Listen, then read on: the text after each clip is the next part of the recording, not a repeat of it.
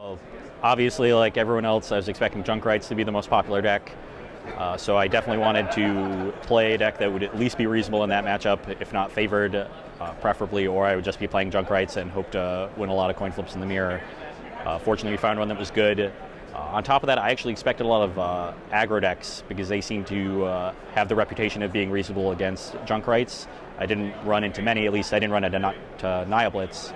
And I expected a decent amount of blue-white red. I didn't expect a lot of Esper, which I was also wrong about. We saw a lot towards the end, but Esper was also a very good matchup for me too. But essentially, we built our deck to really crush people who were playing Mana Dorks and Lingering Souls with Bonfires and Thundermaw Hellkites, while also having a proactive game plan against the rest of the field. Well, many people might be aware of my love for Maverick, and since Deathrite Shaman was printed, I haven't been able to play with Knight of the Reliquary and Thalia as much as I would like, so I would go back in time and make sure that card never gets printed. This is a good one. So it was round 5.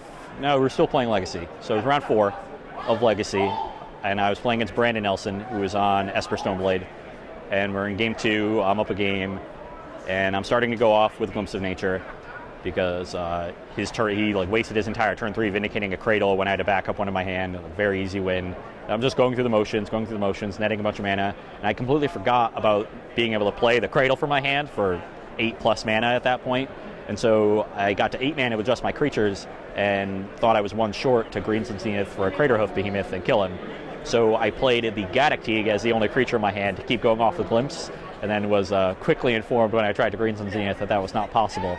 So I still felt very confident about the game, of course, because I have Gaddock Teeg out, he can't Supreme Verdict me. I just passed the turn, and he untaps, rips Brainstorms into his 1 Perish, and I'm feeling pretty bad.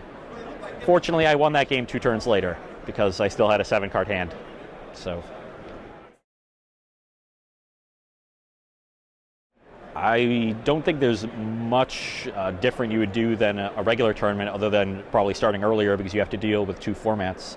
One thing I think people do as a goal in their testing too much, or they focus on too much, is trying to really nail down the metagame perfectly.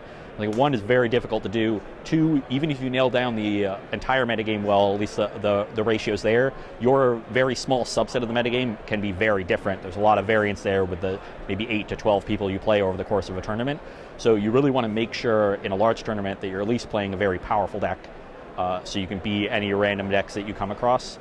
But I would say this tournament, if you're very good at playtesting, is easily the most metagameable tournament in Magic. It's very small, all very good players, and they're usually pretty predictable. So if you really want to over-metagame, this is the tournament to do it. But for the most part, it's really just the same as any other Magic tournament.